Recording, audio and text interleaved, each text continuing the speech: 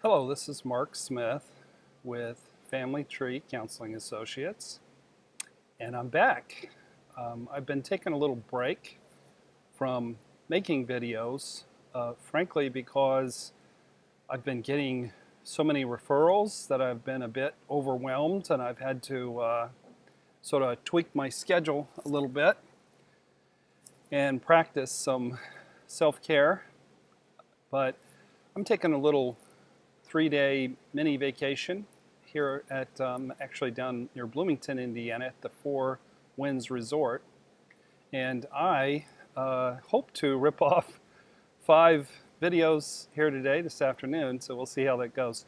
The first video is called Triangling or Venting is Rampant, Wrong, and Self-Destructive. And I am really surprised that I've never spoken on the subject of triangling. Now, my associate and hero, Jerry Wise, has talked about triangles, but this is a whole nother subject. What I'm going to be speaking about today is venting, griping to a third party. And I am not a big fan of that. Anybody who's worked with me in therapy knows that if you come to my sessions, whether it's group therapy or couple therapy or individual therapy, if you vent and triangle, I'm going to call you on it. I tell people, no one's ever taken me up on this, but if you want to come and be vulnerable and authentic, then the fee is $175. If you want to come and vent and triangle, it's $1,000 an hour. That's how unpleasant I find it to be.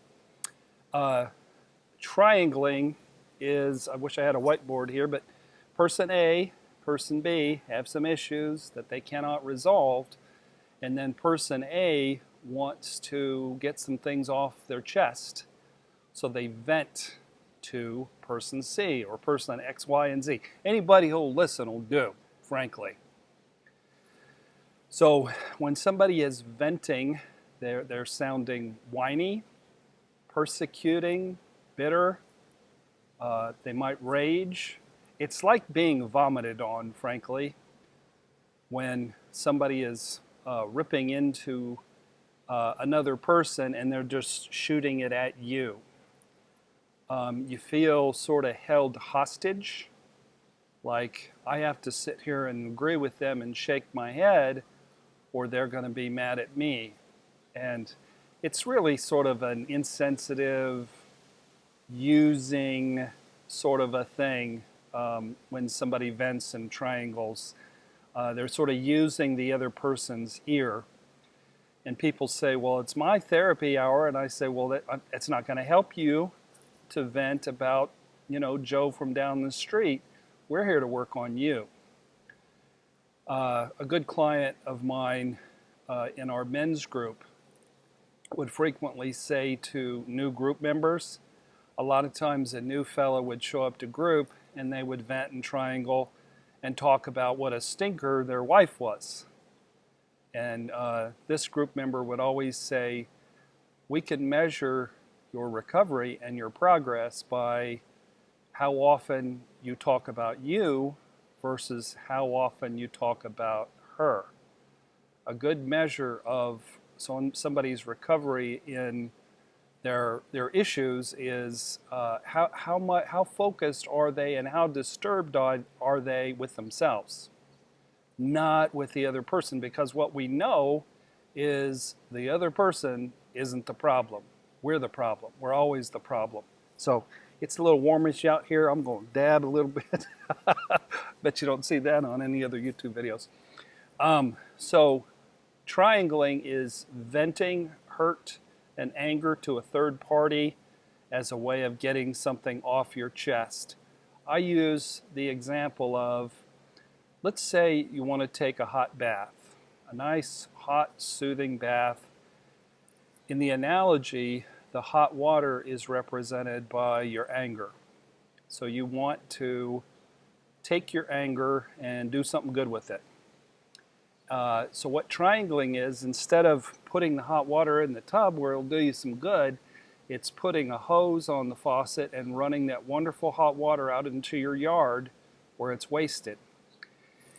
If you have a controlling husband and you're angry at him, if you come and vent and triangle and get things off your chest, you're going to feel better, and then you're going to go back less angry and less powerful, and that's going to make you worse.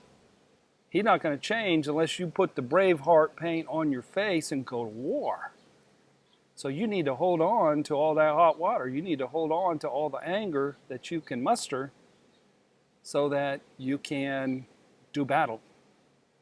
And venting to your girlfriends, first of all, they're biased. They're probably victimy. They're not going to give you good feedback. That's not going to help you. It's going to make you worse. So keep the hot water in the tub. Keep your anger in your heart. Learn how to share your anger in a non-reactive, non-victimy way where you set boundaries that have consequences. You can actually be very pleasant as you share boundaries with people. I had a fella come to group one time, and he wasn't very knowledgeable about triangling and venting and not being a victim. And this fella was in the middle of a divorce, and he would want to come in and just talk about what a stinker not only his wife was, but her lawyer. and I'd say, Joe, you're doing that triangling thing. And at first he didn't know what it was. He'd get a little mad at me because I was interrupting his vent session. Eventually what I would do, I would grab a tissue and toss it to the ground like a referee drops a flag in a football play. And he got the message that he needed to hold on to his anger in order to have the assertiveness skills to assert himself with both his soon-to-be ex-wife and the legal matters that were before him. My mother, bless her soul, was quite the victimy triangler. She's been gone since 1996. But I would tell her, she would call and start venting about anything, anybody, anything. And I'd say, Mom, I'm not your therapist. You're triangling to me. It's not pleasant. I feel a little thrown up on. And we had this conversation so many times, she got to where she would catch herself. And she'd go, oh, I'm triangling. I'm not supposed to do that. And then she'd probably hang up and call one of my siblings and vent and triangle to them. But at least I didn't get vomited on, because when somebody's venting, they're not listening. It's a monologue. It's not a dialogue. It's not an intimacy. When somebody's venting, you feel pushed away. You feel like they're mad at you. You feel pushed away. You feel raged at. Whereas if they're vulnerable and intimate, you feel drawn toward them. It's attractive. So if you're in the recovery process, my belief and expectation is that you should not triangle. We all do it. We all get mad. We all vent. We all triangle. It's just not healthy. And if you're in recovery, I encourage you not to vent and triangle. If you have an issue with somebody, go respectfully and humbly and vulnerably share your feelings with them directly. But don't go tell person C about person B. Person C ain't gonna be able to fix it. You can fix it by being assertive, and that's the thing to do, and it's respectful. Another word for triangling is gossiping. Backbiting. So, encourage you not to triangle. Deal with conflict directly, respectfully, vulnerably. If you make I statements, then you're being vulnerable, and if you talk from your heart, what I love to see with couples is each person being vulnerable and just sharing from their heart, and then the other person showing empathy. And really, you hear the person, and you show them a great deal of kindness and empathy, and then they'll turn around and listen to you. So it draws people toward you. It draws people towards what you're talking about, and it helps them to really be able to help you. But if you're venting and triangling, they can't fix Joe down the street, but they can be supportive of you. So that is venting and triangling. There's probably a lot of people out there who've been doing a lot of venting, a lot of triangling, didn't know what it was, and thought, well, that's just what girlfriends do. No, girlfriends shouldn't do that.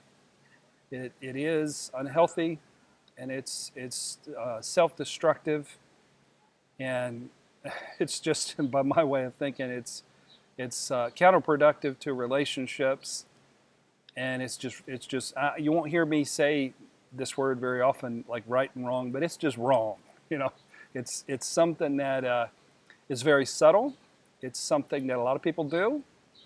It's something where you don't have the back of your significant other if you're venting and triangling about them. And then person C is left with a bunch of anger and bad feelings about person C. So you need to protect them so that people don't go around hating on them. And besides, they're only seeing your side of the story. There's a whole other side of the story. Nobody sees reality. We all just see our part of it. And if we go around saying so-and-so is this and so-and-so is that, no, that's just our vision of them. So many times I've been in a therapy group where I'm working with the couple, and I know the other side of the story. I've been to his group. Now I'm sitting in her group, and boy, I tell you what, she's telling a whole different story than what I heard from him. So there's always another side to the story. Now, if somebody's venting and triangling to you, you're being vomited on, you're being held hostage, you're not being a good friend, and I encourage you to say, listen, you sound sort of victimy, you're venting, you're triangling. Can we move the conversation into something a little bit more healthy? How about if you go and talk to Joe, make an appointment, go talk to your wife, and just be vulnerable about your feelings. It'll work a whole lot better. So, venting and triangling, not a good thing. Again, Mark Smith, Family Tree Counseling. If you haven't joined our channel, we are about 3 people away from 1,000 subscribers. So we're really excited about that. And if you haven't visited our website is familytreecounseling.com. And we've got a lot of blogs. We have 11 counselors on the staff who do Skype sessions around the world, many of us. Also, there are my books on abandonment and shame and marriage issues and counterdependency and affair recovery. So, thank you for watching today, and God bless.